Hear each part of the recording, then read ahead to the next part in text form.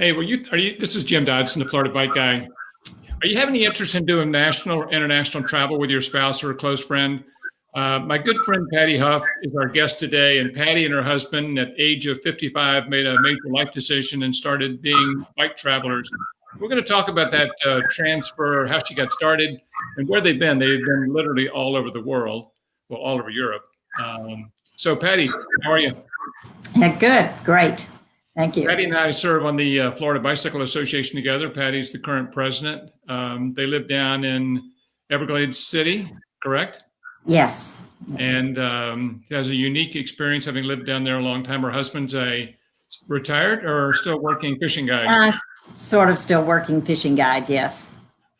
But don't think you're going to go down and book a trip with him because he only goes with his old cronies that he's been fishing with for many years.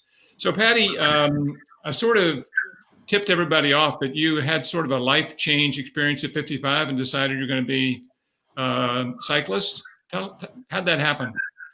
Well, it really started, my mother died at an early age. So when we turned 50 or 52, I told my husband, I said, I think we need to think about staying young and what we should do with the rest of the years we have. I said, what have you wanted to do? And he said, well, I've always wanted to take a bike trip across the United States.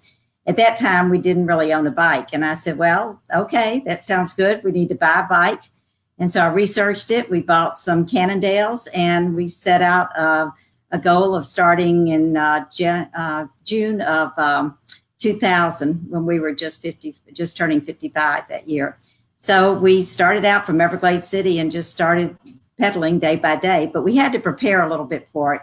So we went to the Cabot Trail in Nova Scotia to see if we could ride up a mountain because we weren't used to hills. And we did that as a trial run the year before in 1999. And then we just started biking to Chokoloskee and back. It was our first trip. That's a round trip of 8 miles. And then started out the first day, we went to Immokalee and then stayed in LaBelle. So the first day was about 65 miles. And we did about 65 to 80 every day after that with 2 stops, one in Dodge City and one in Pueblo, Colorado. Other than that, we were on the road every day. How many times have you been across the U.S. now? Now it's been 2. Well, we did that year, 2000. And then 2 years later, my husband said, well, why don't we do it the other way, starting in Washington State. So we started in Washington and in Port Townsend, went over the North Cascades, then came to Jacksonville. So we did 7,300 miles the first trip and about 3,700 the second trip. All right. So your husband was still working at the time, and he has been a fishing guide for what, 50 years, I think? 50 years, yes. But so you were really using that time when his down season, which I assume would be in the summer. Right. Yes. I just took a leave of absence from my job. I was still working as a financial planner with Raymond James, and I just I had hired someone to help me, and I was slowly getting out of the business. So I was able to take off the time too. And you guys got started using Cannondale hybrids, right? Which were not particularly expensive bikes. I think you told me they were about $1,000 at the time. Right. Yeah, they're around 1,000 to I think mine was just under 1,000, and my husband's was a little over. And we chose that because we researched and we wanted a bike that was made in the United States and was sturdy. And the hybrids looked like they were the type of bikes that we didn't want to lean over like a road bike. We thought we were too old for that. So we wanted to sit up a little bit, and that was a good combination. Plus the tires were really good. The Continental 2000 were good touring bikes. And so if we had to get off-road at any time, we were able to do that. It was fun. And so you have transitioned into European travel in the last few years as well. Give us an idea where you've been.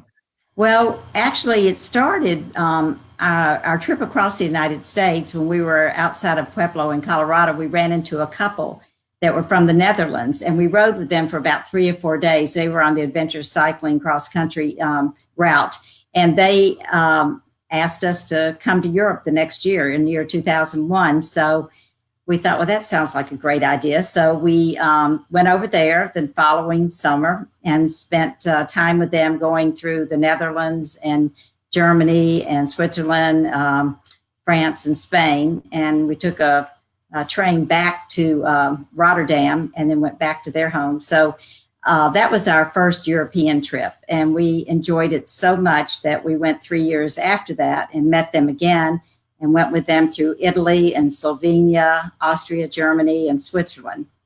And then since then, we've been back. I've been back 4 other times. We've been to Ireland and Scotland, the inner and outer Hebrides, the Pyrenees, again in Spain, went to Portugal, and then this year we're planning on going to Wales. So, and you do your own planning, right? Yes, I'm right now starting to plan for Wales. Yes. And by and large, you do not go on guided trips with a tour group. You're not going to do the barge. Your husband's not going to stand for the barge trip. No, we just kind of plan it on our own. My husband likes it that way, and we do really well together because he chooses where he wants to go that year, and then I do all of the planning. And I try to choose the coastal roads or the roads that are not so strenuous. Because as I get older, I'm 73 now, and we work it out together where we really do have fun together, just the two of us, because we keep on our own. And if we go with another couple, sometimes he feels like I really enjoy going with our European friends, but he said, oh, they stop so much for coffee and ice cream. And, he wants to be on the road the whole time, but I enjoyed it thoroughly with them. So I could go either way, but it's just the two of us. He's very resourceful, so it works out. Well, a couple of unique things about the way you travel. First is that you primarily were doing camping early on, correct? Yes. Which affects what you're going to take with you. Right. And we just really, I think I realized we camped out almost most of the first 5 or 6 years. It's only been the last 5 years that we've kind of stopped and decided, well, it's just, why don't we just take 2 panniers instead of all of the camping gear and just stay in motels at our age now. We like a nice cold air conditioned room and a beer at the end of the day. It does make a difference. Yeah, it's more expensive, and I miss the camping. Both of us kind of miss the being out in the woods and cooking for ourselves and just being. It's so beautiful and quiet, but we can still do that around Florida if we want to do that. But we're kind of spoiling ourselves now. So I wanted to sort of lay out where you've been, because you've got some unique experience for people who might be considering doing this. You do 2 things I think is interesting. The first is you sort of know where you want to go, but you don't really have an itinerary that you want to stick to. You're flexible and you kind of change it on the fly. Why don't you just kind of address that for a minute? Yes, preparing for Wales right now. I don't know why. My husband just chose Wales, and that sounds great. I mean, because the UK we've had a lot of fun in there. And so I'm on an email list to get the National Cycle Network newsletter and routing, and that's the network in all of UK. So we found out about that when we were in Scotland. We didn't know about it before we left. And but we chose to go. My husband, if we went to Scotland, he wanted to really go in the inner and outer Hebrides. So we chose Glasgow as the place to start. And so we just look up a place to stay in that city. I haven't checked yet where in Wales, or if we're flying into London or Gatwick or whatever we're doing. But eventually I'll pick a site to fly into, and then we'll probably bike from there. And we normally, we almost always have to do, and what we did in Portugal, is that we're taking our bikes with us. And so we have it's in a suitcase. So we need to store them somewhere when we go. So like in Glasgow, we found a hotel right in the city, and we arranged with them ahead of time that we would like to keep our suitcases there. And then after a round trip through the inner and outer Hebrides, we came back to Glasgow, and we were able to stay in the same hotel and then just pack up our bags and get a ride to the airport. So that's how we kind of generally do it. So a couple of things. In terms of not having an itinerary, you and I were talking earlier about one of your trips across the U.S. You ran into a couple of days of really significant headwinds. They can be pretty daunting and discouraging. Yes. And you were able to, we don't have a real schedule, so you changed your route, en route. Yeah, that's really what is helpful about not having a particular place that we have to go to every night. You have much more freedom to be able just to get on the bike in the morning. And we always research it the night before. We say, okay, we made it this far. Where do we want to go next? So we had a plan in Kansas where to go. And we started out towards that direction. But once we got to Garden City, the headwinds were so hard. We said, well, why don't we just go north instead? And so we just turned north, and it went like 30 miles per hour. It was blowing us there. We got there in an hour and a half. We got to Scott City. We had a fantastic dinner at the Majestic Theater, and we had a lot of fun. It just turned out to be a better experience. And, so the day may start out rough, but then you find out it's fine. And that happened to us in Germany too. We started out, the rains were so hard. They were coming down so hard. We had to stop at a little tent. They happen to always have a festival in Germany for some reason. And so it was a little beer tent. And they said, oh, don't you want a beer? And we said, no, we just started biking. They said, oh, we give our bikers half beer, half lemonade, and you just keep on going. But we had to kind of wait out the rain for about an hour, and then we headed out again. And so you have to adjust your schedule to the weather a lot. And that's the best part. You don't feel under pressure to get somewhere. Well, I think there's two kinds of people that travel. There are people that are that flexible in their attitude about it that you are doing. And there's people, like a lot of people that I know personally, want to know where they're staying. They're not going to leave this place until they know where they're staying the next place. And and that gives a lot of comfort.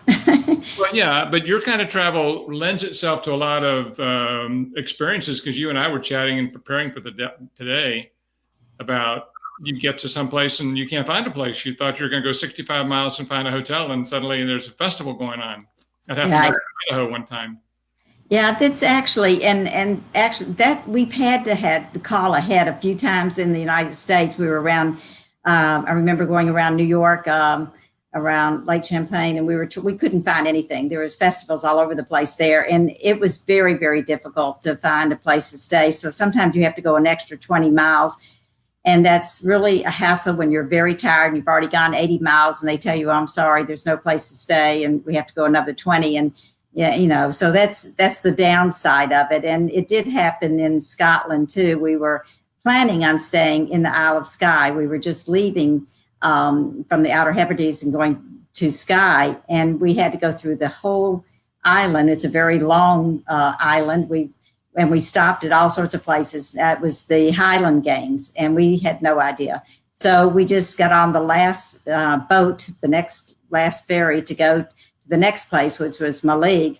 And we got there, and it was raining, and there was also no place to stay. So I went to a bar and asked them if they had any room in their hotel. They said no, but we were welcome to stay there until they closed at midnight. But they also suggested that we just go and keep walking down the road, that we might find a B&B. And that's what we did. We first saw a telephone booth. We thought we'd have to stay there. The youth hostel, the last room was taken. And then as we continued on, we did find a little B&B that they had just changed their sign from no vacancy to vacancy. And we were able to go up and have a nice little scotch in the room overlooking the sea. And so it turned out to be a wonderful experience, but there was a lot of stress during that time period. You might not find something. But my husband's the attitude, don't worry, we always find something. And we do. Yeah. Always. I asked you about what is, because typically with a husband and wife, you've got one person's a stronger rider than the other person, and you have that sort of tension about speed and distance and ability level. How have you addressed that? Well, we just, he's much stronger than I am. So, if we're going up a mountain, usually that's it, up a hill or a mountain, he's up at the top and he'll wait for me.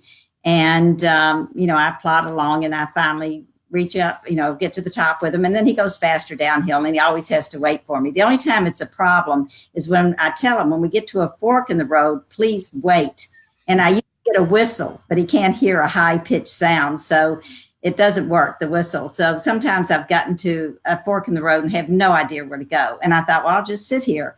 And eventually he'll come back for me and find me. And I said, well, you have to wait. I don't know which way to go. And there was another time in Ireland when we were staying at a B&B, and we met an American couple the next morning at breakfast. And they said, oh, when they heard we were biking, we said, oh, we felt so sorry for this young girl that we saw her and she was pedaling along and the husband was up, was so far ahead of her. And I said, she said she told her husband, she said, don't you ever do that to me. And I said, were they wearing yellow jackets? And she said, yes. And I said, well, that was us. Yes.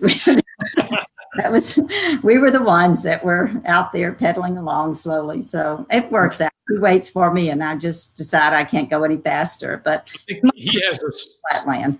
He has a saying about this. What was that? About the most difficult part of traveling? Oh, yes.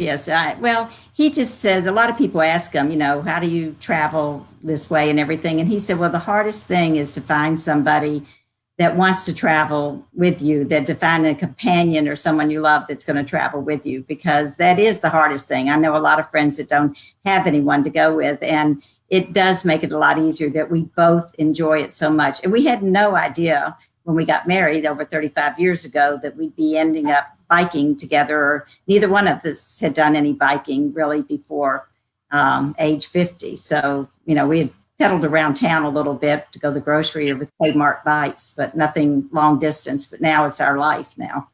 Yeah. And it's amazing. So you've mentioned bicycles. I know that you started off on the hybrid, but you graduated to a much more, I guess, a unique, and just tell us about your bike you're using now. Well, we started with the Cannondale hybrid, and we still have it. It's a hybrid, but my husband always wanted the idea of being able to put the bicycle in carry it with us in a suitcase. So he had looked at co-motion and researched that. And so we used to carry our bikes in boxes and ship them to wherever we were going, or take them on the plane with us, but in a large box. And so once about 10 years ago or something, we decided, well, no, I think it was 2012. We thought we will go ahead and get a co-motion where you can it's a coupler system. So you take the bike apart and it fits into you can barely see the coupler system on the picture of the bike, but that's the little silver part on the frame. And it comes apart and it fits into a regular size suitcase. So we ship it with us now. And the bike is always with us on our travels around either the United States or Europe. So those are steel bikes. So they're heavier than a lot of road people are yeah, right. And that's good. I mean, we like the heavier bikes as far as being sturdy and being able to hold the panniers. We have the large panniers in the back there, which carries I carry my riding clothes on one side and my biking clothes, and then our after biking clothes on the other. Actually, I do that in the front panniers. I can squeeze all that into the little ones. In the back ones, we would have our sleeping bag and tent and the cooking utensils and everything would fit into the back panniers. But today, most of the time, if we're not going to be camping, we just use the back panniers and then just skip the front ones, and then we have a lot of extra space. Yeah, so I'm gonna talk about that. One thing about the co-motion, those are not inexpensive bicycles that are made in the United States, but they're custom made, correct? Right. Yes, they're custom made in Eugene, Oregon, and so I think ours were somewhere around $6,000 or $7,000, I think. So they are. They and you go and they fit them to your size and specifically for you and right. Your arm length and everything. But for many years, and you and I were talking about this, you actually used you're talking about boxes, you're talking about cardboard boxes, like what right. A bike shop would get a bike shipped to them in before they sell it, correct? Yes. That's what we used for many years. And I don't know, I know there are many online, but I think we got some of ours from the bike shops and a local bike shop that we could ship them in. And then when we got to a place, then we would also ship them back in another cardboard box. But and we did that overseas too for a while until we bought our co-motion. So I was curious too, because I've seen those. I've never done international travel like that, and I know that those boxes were available. You can buy them. You can get them at a bike shop. But you were telling me that you really rely on just one way. You ship the bike over right. there. And you get another box to bring it home. You're not going to get two trips out of it.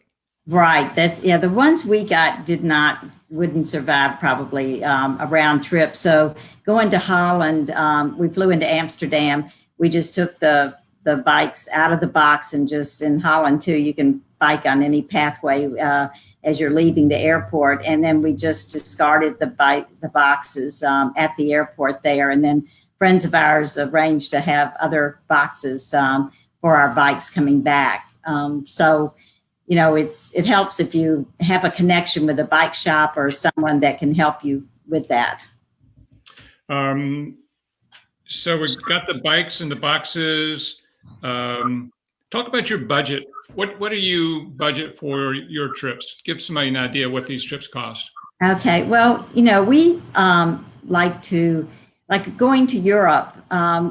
It depends on the country you're going to, and then the exchange rate where you are. So that's depending a lot, but we usually count it's going to cost us, if we're staying in a large city like Lisbon or somewhere like that, it's going to cost a couple $100 at least to stay at a nice little B&B or a nice little hotel. And then out on the roads, we usually go to the countrysides. We go to very small villages, very small towns. So it's anywhere between $60 and $200 still, but more around $100, I guess, a night, again, depending on the exchange. And then we spend about $100 a day on our meals. So it's about $200 a day is what we count on. Years ago, 19 years ago, we were spending, a third of that. I'm sure we're staying at little mom and pop motels for $35 if we weren't camping. Right. But it's gotten a lot more expensive. And you obviously travel pretty lightly. That Yes. photo shows just 4 panniers, even with camping gear. And now that you're not traveling with camping gear by and large, you're down to 2 panniers, right? Yes. And that makes the bike a lot lighter. And just kind of describe the difference to me that you feel when you have kind of downsized. It's a lot. It makes a difference when you're going up some hills and mountains on whether you're carrying an extra 5 or 10 or 15 pounds. I try to put only 5 pounds of clothing in each of the panniers. And sometimes if I get too high, I look at myself and I said, okay, I can lose 5 pounds, or I can take 5 pounds out of this pannier. And that's true. You want to take as little as possible. And the first thing when I started researching about traveling across country, I read a book called Bicycle Across America by Barbara Siegfried. And she was a grandmother, and I was a grandmother at the time I started. So I thought, if she can do it, I can do it. But she had some good advice about traveling light, and she even weighed her toothpaste. I mean, she weighed every single thing. And I don't do that, but we carry very little. Like just as an example, in the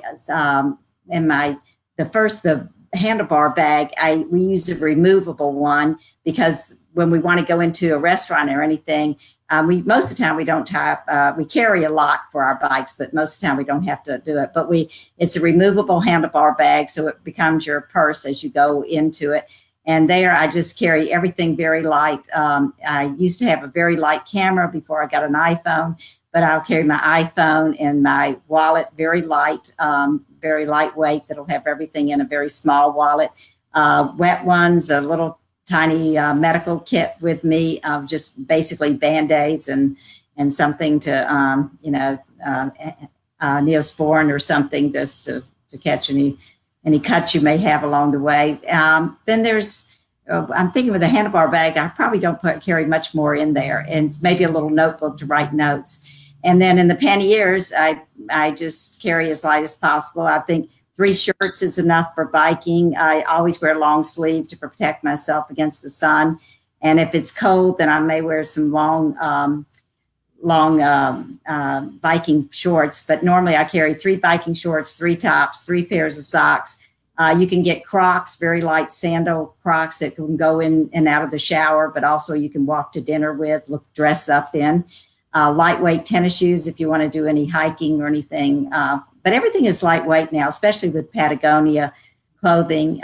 Always carry a rain jacket, always sunscreen though too. And then and then a lot of times my biking top will double for afternoon night clothing. And so in the evening I'll wear have one pair of long pants. It's like a very lightweight Patagonia, shorts and a skirt. But if you carry 3 or 4 different tops, then, you've got a lot of different outfits. And you come home and you look in your closet and you think, what am I doing with all these clothes? I don't need them if you spend a couple of months on the road with, very lightweight stuff.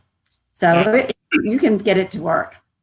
So I think we were talking about what's the biggest mistake most people make when they start traveling by bike. Yeah, definitely carrying too much stuff, just stuff, whether it's too many clothes or too much bed thing. And the other thing that's really nice with the Patagonia too, you can wear the puffball. I have a puffball vest and a puffball long sleeve thing, and you can layer. So the most important thing is to layer lightweight things and also, things that are rainproof too and waterproof. But I definitely cut back, put all the things out there you want to take and then cut it in half. Because that's the hardest thing, is taking too much on the road. And several times we've shipped things back because it was just too heavy and I didn't want to lug it up another mountain. So what would you tell somebody in terms of, if they're thinking about doing this, how would they get started? I would do research. I mean, first, Adventure Cycling has a lot of information. I'm a lifetime member of Adventure Cycling, and I think they have so much information online and through their magazine. I would also read books like the book that I mentioned with Barbara Seifert, if you want to do long distance biking. She wrote that a long time ago, but that helped me a lot, was to read about other people's experiences. I've got a lot of times people will just call me on the phone and ask me, how do I start and what do I do? And sort of tell them the same thing. And then just get out there and ride every day and just start out, short distances, 5 miles, 10 miles, and then you can build it up. And eventually, I remember our first trip we had when we were doing 60 miles a day and we weren't used to that. We would get these cramps and, we felt so sore and everything. We had muscles we, were using, we had never used before. And we thought we were going to die all the time. The first week, it took us about 2 weeks to ride 60 to 80 miles a day before the pain stopped. But you can do that, prepare for that ahead of time.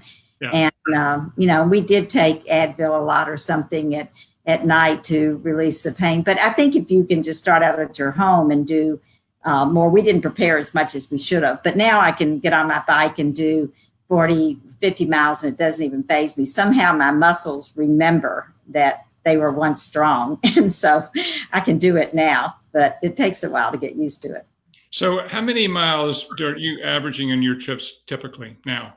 Now, I think when we went to Portugal a couple of years ago, we did between 35 and 50. Sometimes we may have done 60. In Europe, you can, the towns are so close together that you can ride till, as long as you want to until it gets too hot in the afternoon or a good place to stop. In the United States, sometimes you have to go a lot longer. So going across the United States, we did, there were several, most of ours was averaging between 65 and 80. And I told my husband I preferred, 55 to 60, and he preferred 70 to 80. So we averaged at 75 usually. And that was our compromise. And so there were many times that we had to go over 100 just because there's no other place to stop. We got to a town that we thought was a town that would have a hotel. They said, oh no, all the hotels have moved out to the interstate, which was 20 miles away. So those were back in the days before we had Google and iPhone. So now we don't have that problem anymore. So let me just interrupt for a second. I hope you're enjoying the program with Patty. If you watch us at all or listen to me speak in the past, you know that I'm a kind of a safety advocate for technology, insurance, lighting, and helmetry. I'm doing a program this next week on the new Trek Wave Cell bike helmet that they're making some really huge claims on in terms of its ability to prevent concussions. We'll be talking about that. But, sometimes despite all the things we do from a safety standpoint, people still get involved in crashes and drivers make bad decisions. And if you know somebody or been involved in a situation like that, have been hurt in a crash or any type of an injury case, just call. If you want straight answers, we're here for you. We have a passion for representing cyclists, whether you've been injured on the bike or in a car, anywhere else. And I'm dedicated to give you the best information I can to work hard on your behalf. So Patty, we talked to her earlier. I think one of the things that's most difficult in the U.S., particularly when you have long distances between where you're going, out west particularly, is carrying water. And you have experiences with that. Yes, we try to carry as much water as we can. My husband carries 3 water bottles on his bike. I have 2 on mine, but if we know we're going to be going long distances, he'll carry another gallon or so on his bike somewhere. And he usually has another part of another piece of equipment on his bike where it's like a little cooler on the top of the railing there. And so he can carry even more, but that's, he's stronger. He can carry more water. But there have been times that it's been a little scary. We're out in the middle of nowhere. We think there's going to be a crossroad from an intersection or something coming down. And then we get there and there's no facilities at all. And that happened to me out in Southwest Washington State, and so Southeast Washington. And so we just went for miles and miles, and I was getting nauseated and lightheaded. So we had to stop at a farmhouse, and someone, let us in and was nice enough to give me lots of water and cool me down before we start again. But that'll never happen again. I'll always make sure that I have enough water, and having electrolytes with you too. Some tablets that you can put in your water will also help stabilize some of the sweating. And you really have to keep hydrated whether you know it or not. I was going around Lake Okeechobee. We were going to do a trip around there, and suddenly I had this rapid heartbeat, and I had no idea what was happening. So I called my son-in-law, who is a doctor in California, and started asking him what to do. He says, well, call 911. And I said, I'm out in the middle of nowhere. He said, well, you called me in California. Call an ambulance. So I called an ambulance. They took a while to find me. Still, my heart's racing. When they got me to when they finally found me and put me in the ambulance, my heart rate had been beating around 217, I think, for about 10 or 15 minutes. And so immediately they put the blood pressure, did an EKG, and then I converted back to normal. But they told me, they put me in the hospital a couple of days, couldn't find anything wrong with me. But what he said, I think it's an electrolyte imbalance. He said, did you drink a lot? And I said, no, it was raining, and I had on my rain jacket, and I didn't think I needed that much water. And he said, no, when you're sweating inside that rain jacket, you're losing a lot of water. So I've found out the hard way to make sure you're always hydrated. And they told me from then on, I've never had another incident like that. But they said, before you do any, physical exercise, it's going to be strenuous. Drink a lot of water and stay hydrated. So, the hard way. The hydration issue is a big issue for anybody on road cycling, or if you're traveling like Patty's describing. I mean, I've done a lot of work. We've done programs on hydration before too. So it's kind of funny that my son's a physician, and the last thing your family member who's a doctor wants to receive is a phone call from you, long way away, asking them to diagnose you because they don't want to be wrong. Right. 1-1. Exactly. I know. So I made the right decision in calling. But, you just have to, and that happened to me out in a mountain bike trail in the Fakahatchee. And recently, too, I didn't take enough water with me, and I got cramps, and everybody else was giving me their water. But it was my mistake of not taking enough with me or drinking enough. But you definitely need to find a way to carry enough with you. So everybody who sits here in Florida and is thinking about taking a trip anywhere, whether in Europe or here in the States, and you get outside of Florida, they get a little intimidated with the word mountain. Oh, how were you had an interesting perspective on it. And so just how did you handle the mountains? Well, I'm intimidated by them too, because my husband is not at all. And every time, I said, I don't want to go on that route because it looks like it's a mountain. And he would always say, listen, it's nothing you haven't done before. And he's right. I mean, we climbed up over the Hoosier Pass. It was 11,800 feet or something, but it was a slow progression. But I try to I just try to think of something as I'm going up the mountain. And my husband and I, if we're traveling on a lonely road and there's not any traffic and we can talk and we can bike next to each other, then he had the idea that we start learning the Gettysburg Address, because we did bike through Gettysburg one time. We were very impressed with everything there. So he learned the Gettysburg Address. So he teaches it to me. So we practice the Gettysburg Address. And then my father had a poem called The Seeker, and we say that. And then we learned all the presidents of the United States in order, and then all their wives and all the states they were from. And so we just practice things and that gets us through the long stretches, but it also helps me go up the mountains. I'll start saying the Gettysburg Address or the Seeker, or I'll just start counting. And I don't look up as much as I look down and watch the lines on the road. And sometimes I count to 100, because you just have to keep pedaling along, and you think someday you're going to make it up there to the top. So well, mountains have there's two aspects. You go up and then you have to come down. And right. I don't really like the feeling of being out of control coming down a mountain. Having a loaded bike adds a lot of momentum. You got a lot of physics going on there. Your husband's clearly faster coming down as well. Yeah, that's why we will never have a tandem bike. Everybody says, oh, you got a co-motion, you have a tandem. And I said, no, we would get a divorce. I do not like to go fast down the mountain. And he loves it. He loves it. So he races down, just going, as fast as he can. And I'm going at my own speed. I've learned not to, really burn my brakes that much and everything. I've learned to go a little bit faster. I started out going down my first mountain, I think at 5 miles per hour. I was pushing on the brakes every second, pumping them back and forth. But now I can go down a little bit easier, and I feel more comfortable. But you have to be so cautious, because some little animal could jump out in front of you, or a rock jump from a car. And I had one time, I wasn't going down a mountain, but I was on the road, and a car went by and hit a piece of wood, and it came flying right in front of my face. But, luckily it didn't hit me. But you have to be constantly looking at your surroundings and looking at the road and enjoying the sights, though. I mean, I'm talking about some of the hardships, but the best part is being out there and riding and enjoying every minute of it, and realizing it's good for your mind, body, and your soul. And it's the best experience in the world. Do you have any experiences you want to share with our viewers?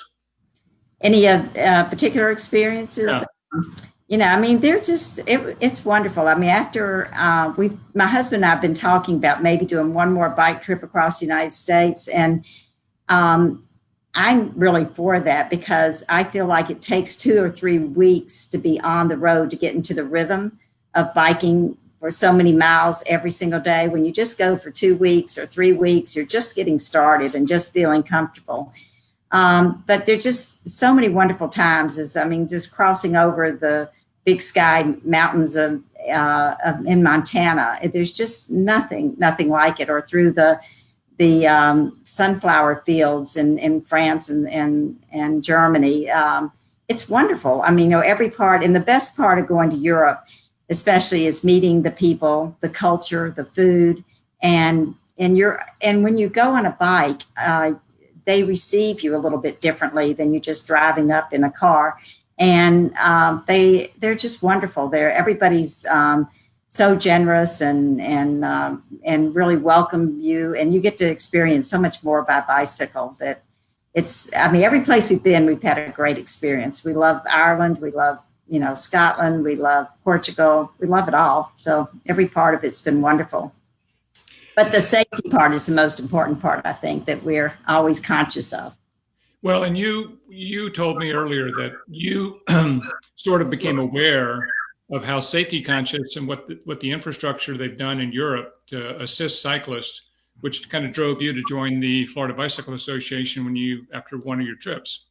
Yeah, really, even from the very first trip when we landed in Amsterdam and found there were 5 different choices to bike on 5 different bike paths. You could right from the airport. Yeah, from the airport, and the fast route, going straight by the interstate, or just taking a few different scenic routes. And, I even proposed that, I think, to Orlando one time, that it would be so wonderful with all the European visitors coming into Orlando, why they don't have bicycle paths going from Orlando to every parts of Florida. it would be ideal. But that's what they do. That's what they think in Europe and think in Amsterdam.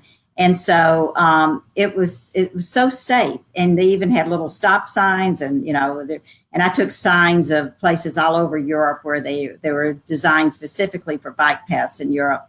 And I come back, and we're biking again through the United States, and I'm just realizing that we don't have any of the facilities. And this was back in 2001.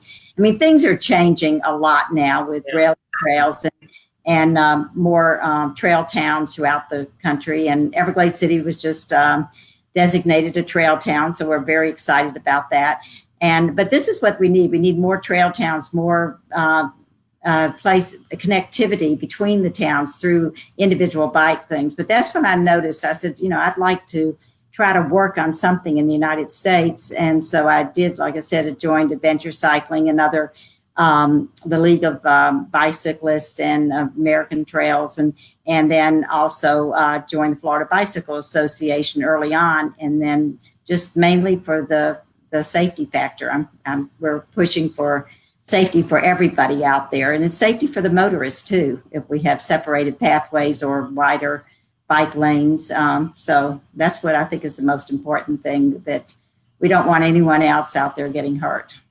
And I think that one of our offers, I think Katie's got a stream announcement up there, that we're actually urging people to join the FBA. There's a bit.ly link to join the FBA. We'd urge, the FBA, we have an executive director, which is really our only full-time employee. And I'm the secretary, Patty is the president. It's the voice of cyclists in Florida. Becky, our executive director, is in the legislature for every major committee hearing relating to any cycling related bill.